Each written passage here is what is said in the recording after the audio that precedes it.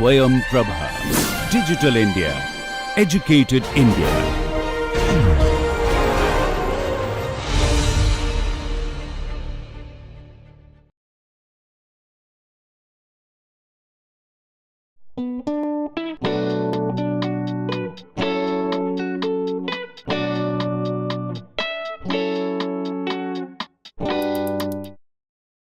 In this lecture, I am going to discuss some finer issues that are associated with Lagrangian mechanics.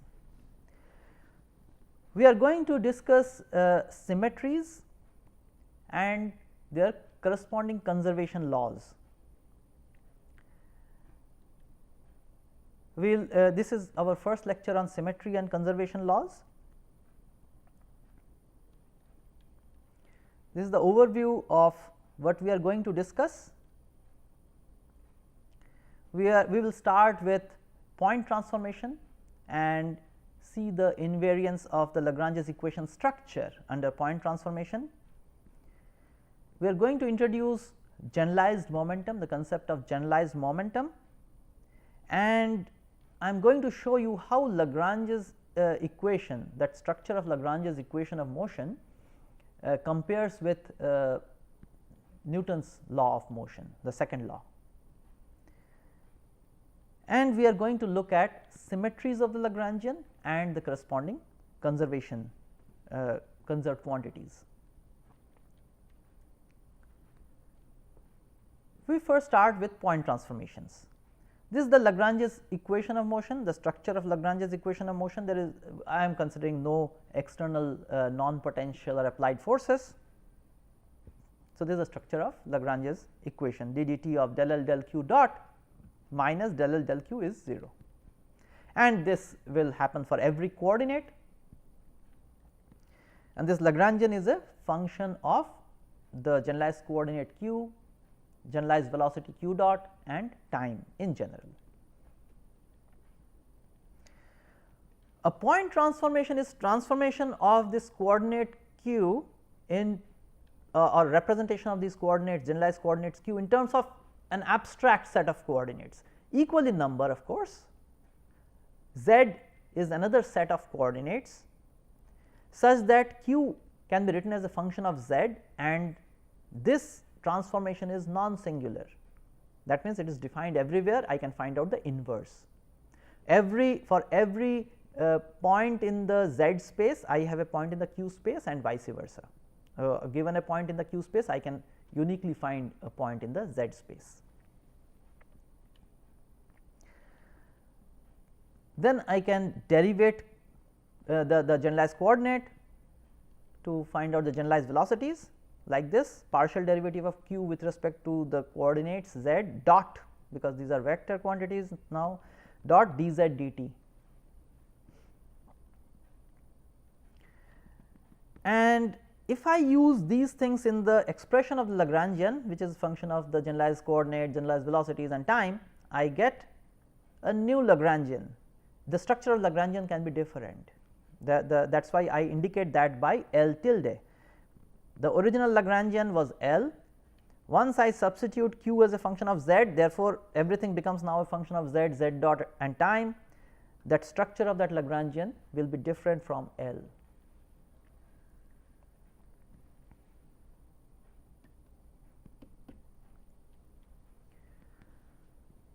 This is our new Lagrangian in z coordinate.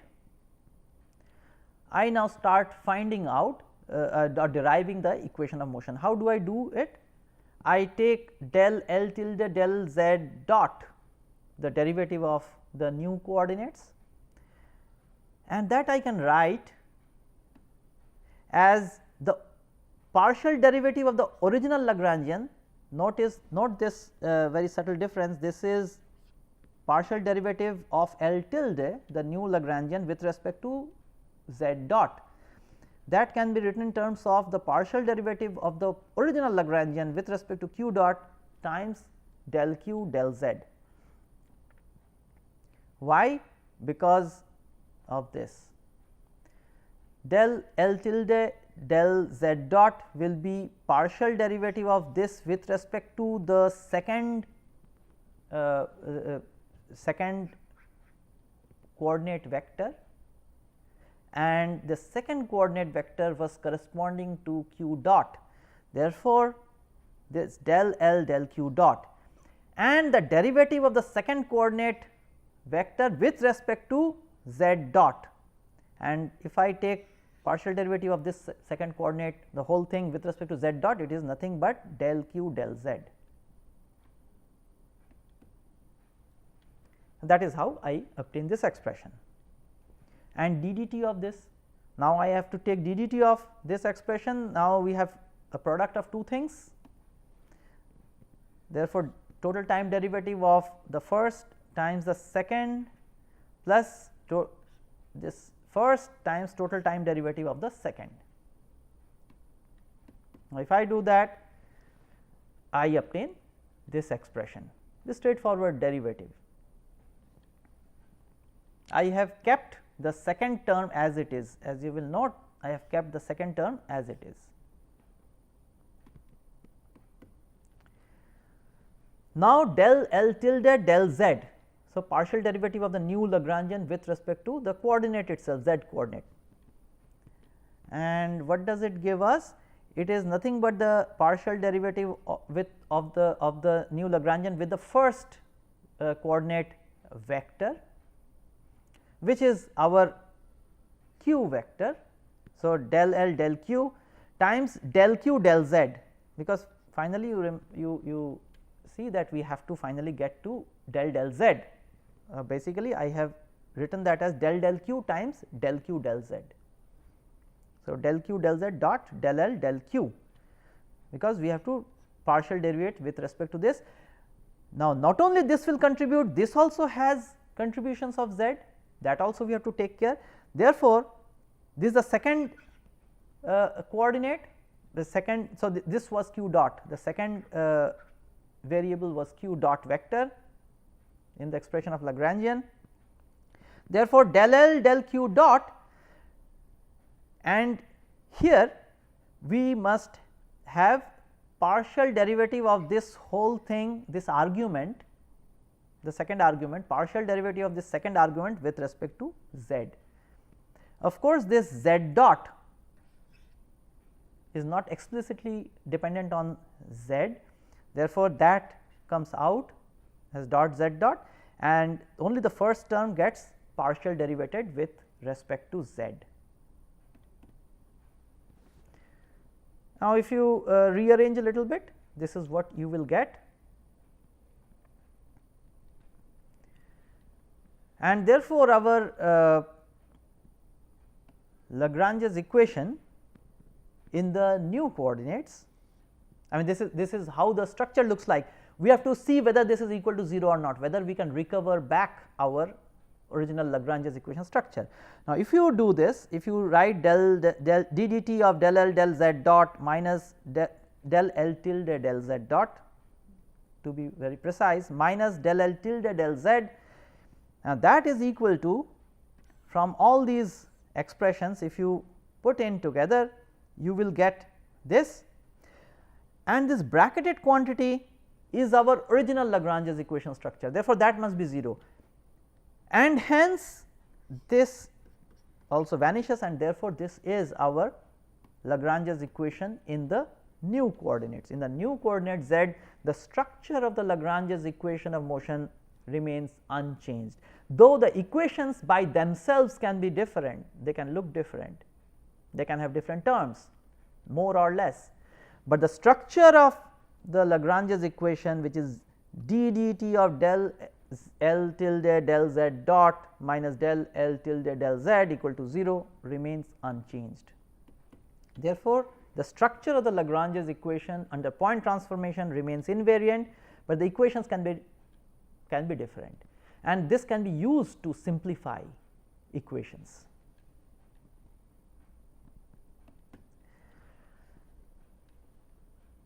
Now, let us consider once again this Lagrangian. Lagrange's equation of motion is written on the right. Let us add a total time derivative, and total time derivative of what? This function lambda, capital lambda, is a function of the generalized coordinates and time. There is no generalized velocity. This has to be noted very carefully. Therefore, we choose any arbitrary function lambda, which is a function of the generalized coordinates and time, take total time derivative of lambda, and you know how to take total time derivative. Take total time derivative of lambda and add to the Lagrangian, and thereby get a new Lagrangian. It will have a different structure, that is why I write it by L tilde. And this shows, the next step shows how you take total time derivative really. It is partial derivative with respect to the coordinates, dot coordinate dot, rate of change of coordinates, and del L, del lambda del t. Now, what are Lagrange's equations of motion for the new Lagrangian L tilde? We have to find out the partial derivative with respect to the coordinates dot. When you take partial derivative with respect to coordinate dot of the new Lagrangian, you will note that it is partial derivative of the old Lagrangian with respect to the generalized velocities plus del lambda del q comes from here. And because it is a partial derivative with respect to the generalized velocities, since lambda does not have generalized velocities, therefore, that this term will not contribute, but this will contribute and this will contribute, and they have, I have written that. Now, d dt total derivative with respect to time is straightforward.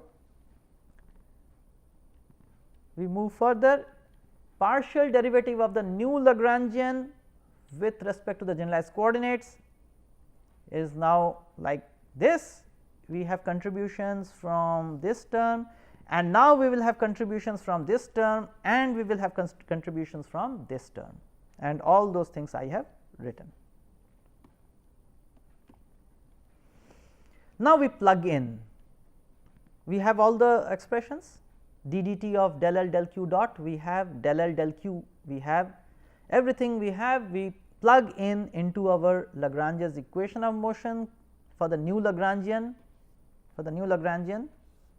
like this, and it so happens what we find, it is reverting back to the original Lagrangian equation found from the original Lagrangian, because some of these terms they just cancel out. All these lambda terms, capital lambda terms, they just cancel out. We have this term in this, and because this minus this will come, therefore, this and this will cancel, and this will cancel, therefore, we are reduced to only this minus this, and that is what I have written. What is the moral of this story? That if you add a total time derivative of a function which is only a function of the generalized coordinates and time, then it does not affect the equation of motion. This is used to simplify the Lagrangian itself. If you can find out a chunk of the Lagrangian which is a total time derivative, just throw it out, it will not affect your equations of motion. Lagrangian can be simplified. So, Lagrange's equations are invariant under the action of a total or addition of a total time derivative term to L, and this total time derivative, only thing you have to remember, it must be a function of only the function whose total time derivative you are adding must be a function of only the generalized coordinates and time. Now, we will introduce this very important concept of generalized momentum. Look at the Lagrange's equation of motion. It is d dt of a certain quantity minus del L del q is equals to 0. I can take the del L del q to the right hand side and write as d dt of del L del q dot is equals to del L del q. For a mechanical system, the Lagrangian has this structure, kinetic energy minus potential energy. Let us consider a general kinetic energy and potential energy. Kinetic energy usually can be written like 1/2 some inertia tensor times velocity square, generalized velocity square, and the most general expression of velocity square may be written like this. Let us assume that it is written like this.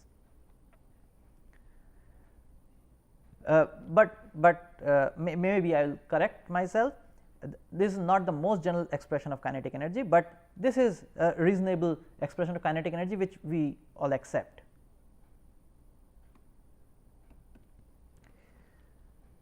And that m is the inertia, some inertia tensor. If it's mass of a particle, then it will be diagonal m, etc. If it's inertia tensor, then it will have that I, those I components, because q are generalized coordinates. They can be displacement coordinates, angular displacement coordinates, or linear displacement coordinates. Now, what is del L del q dot? Here one more thing I have assumed, that this potential is independent of velocity, independent of the generalized velocities. Most of the time they are. This is our generic Lagrangian that we usually expect. Now, what is del L del q dot? Therefore, this term is generated only by the kinetic energy term, and if you calculate this, if you know how to take this derivative, then it will turn out to, that it will turn out to be the inertia tensor times the generalized velocity vector. Now, what is this quantity? Inertia times generalized velocity. What is inertia times generalized velocity? What is inertia times velocity? Is the momentum. Mass, the property times velocity, has the dimensions of momentum. This is called generalized momentum. Why? Because if it is a linear displacement coordinate whose velocity is the velocity, linear velocity, then inertia, mass times velocity, is momentum. If it is an angular coordinate, then q dot will become angular rate or angular velocity, if you like, angular speed, and that multiplied by the moment of inertia is again the angular momentum.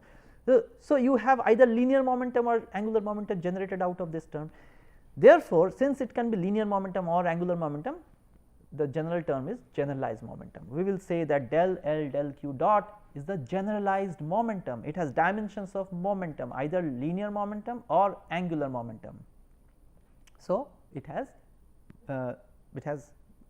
will be denoted as generalized momentum, and that is usually indicated or represented by this lowercase p vector. So, generalized momentum p vector is del L del q dot. Now, we are going to generalize this concept. Even if the potential is velocity dependent, whatever happens to the kinetic energy expression, it may be quadratic in velocities, and we will see very soon that it is not in general quadratic in velocity. It may have linear in velocity terms, it may be independent of velocity terms, and that is how kinetic energy is. I mean, we have seen these expressions, but I have not pointed out, maybe you have noticed, but then we are going to generalize this. Whatever is del L del q dot, it is generalized momentum. It may not always be generated from the kinetic energy, it may come from terms, may come from potential energy. If the potential energy is velocity dependent, most of the time they are not, but whatever we derive as del L del q dot will be named as generalized momentum, okay, because it has followed from, I mean, it has got this interpretation from this very simple Lagrangian, that del L del q dot is mass times coordinate dot. It is maybe mass times linear velocity, which is momentum, linear momentum, or inertia, moment of inertia times angular velocity, which is angular momentum. So, it is momentum somehow, and therefore, we will call this as the generalized momentum. Therefore, del L del q dot is defined as generalized momentum, or sometimes conjugate momentum, or momentum conjugate to the coordinate q, because for every generalized coordinate q I, you will have a corresponding generalized momentum. Therefore, this is called conjugate momentum conjugate to the coordinate, generalized coordinate q I is del L del q I dot. del L del q I dot is the momentum conjugate to the coordinate q I. And del L del q, what, let us see the now the right hand side of our Lagrange's equation. The right hand side of our Lagrange's equation is del L del q, and with our generic form of Lagrangian here, del L del q is nothing but minus del V del q, the negative partial derivative of the potential energy with respect to the generalized coordinate. Now, each of these generalized coordinates, of course. And what is minus del V del q? This is nothing but the gradient of the potential, gradient of the potential. So, therefore, minus gradient of the potential is what? Minus gradient of the potential is the potential force, the force corresponding to that potential, and this we have seen many times before. This is therefore the force because of the potential, the conservative force field that we have. Normally, this potential comes because our system is in some conservative force field. Corresponding to that, we have that potential V, and negative gradient of the potential energy is the conservative force. This we have seen many times before. Then, if you plug in all these expressions, that del L del q dot is P. So, this is our P vector, the conjugate momentum vector, and this is our force, because del L del q is minus del V del q, negative gradient. Then we come to this very familiar equation of motion, rate of change of the momentum is equal to the force. In the case of particles, rate of change of linear momentum is equals to the force. In the case of rigid bodies and rotational dynamics, we have found that the time rate of change of angular momentum about g, let us say, is equal to the net moment about g, the generalized force about g. Therefore, this has a connection with Newton's second law, and for the particle case we can plainly see that the time rate of change of the linear momentum is equal to the force is Newton's second law, and that follows. Now, we find that it can, the Lagrange's equation respects that. We are able to therefore format our Lagrange's equation for this simple Lagrangian. We are able to recover back Newton's second law in that form.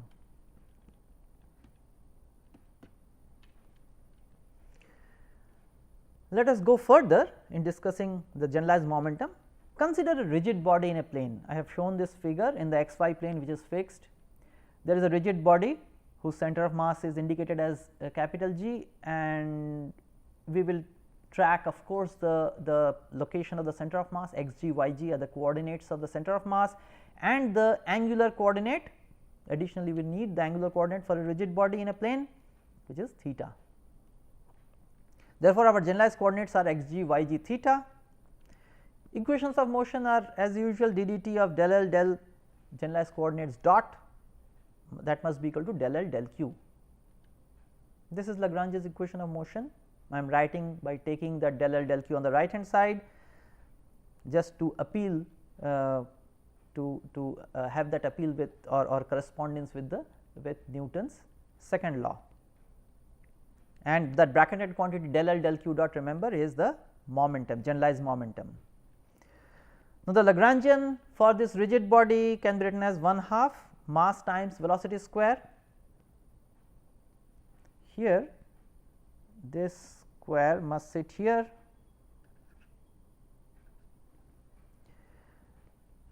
and plus, so this is the kinetic energy of translation of center of mass plus 1/2 I g theta dot square.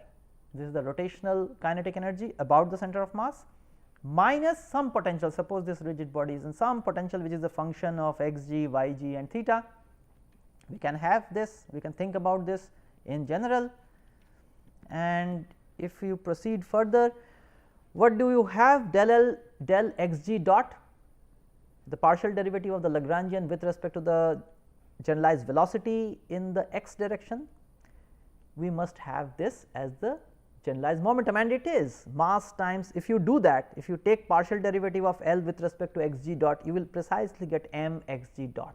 And what is m x g dot? It is the linear momentum in the x direction, I indicated by p x. If you move further, del L del y g dot, you get m y g dot, which is momentum, linear momentum in the y direction, I indicated by p y. What is del L del theta dot? The angular coordinate dot, partial derivative of the Lagrangian with the angular coordinate dot. It is I g theta g dot. Well, I did not call it theta g, well, theta dot. Here it becomes I g theta dot. And what is I g theta dot? Is the angular momentum, and that I indicated by I have indicated this by p theta. Our usual notions of linear and angular momentum have been reproduced. Therefore, there should not be any hesitation in calling del L del q dot as the generalized momentum extended. Now, for any Lagrangian, we will call this del L del q dot as the generalized momentum, or momentum conjugate to the coordinate q. Okay, so p q, the generalized momentum corresponding to the coordinate q is del L del q dot. This is our definition. We proceed further. What is del v del x g? It is nothing but minus of del v del x g, which is the force, negative gradient of the potential is force in the x direction. Similarly, I can define del v del y g as the force in the y direction, it is minus del v del y g, and similarly del v del theta as minus del v del theta, which is the moment about the center of mass.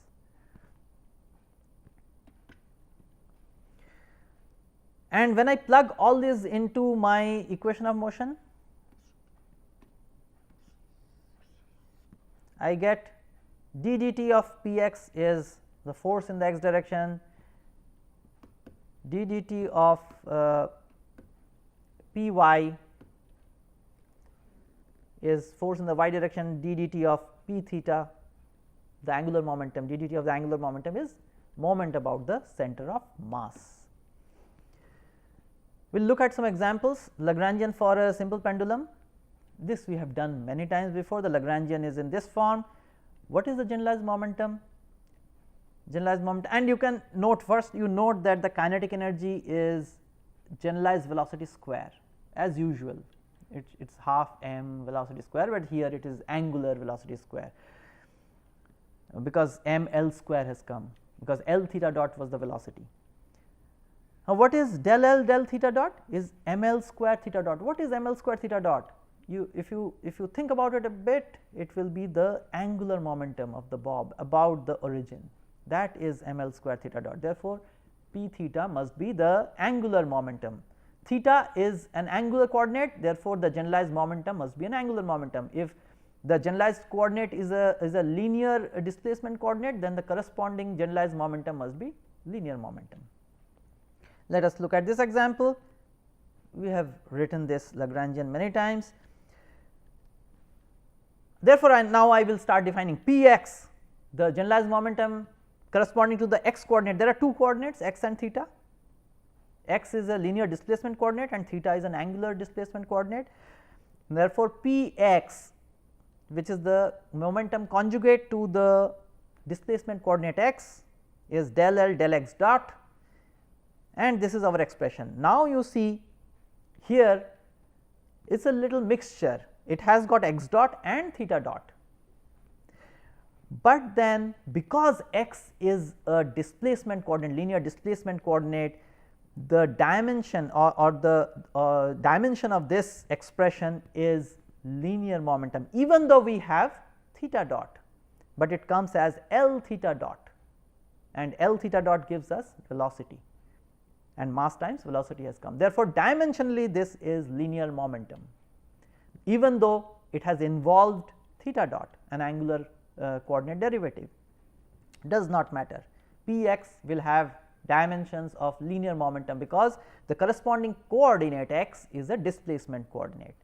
If you proceed further, p theta, this has involved x dot, but p theta is the momentum conjugate to an angular coordinate theta. To the angular coordinate theta, it is the momentum conjugate. Therefore, this must have the dimensions of angular momentum, and ml square theta dot is angular momentum, ml x dot, this has dimensions of angular momentum.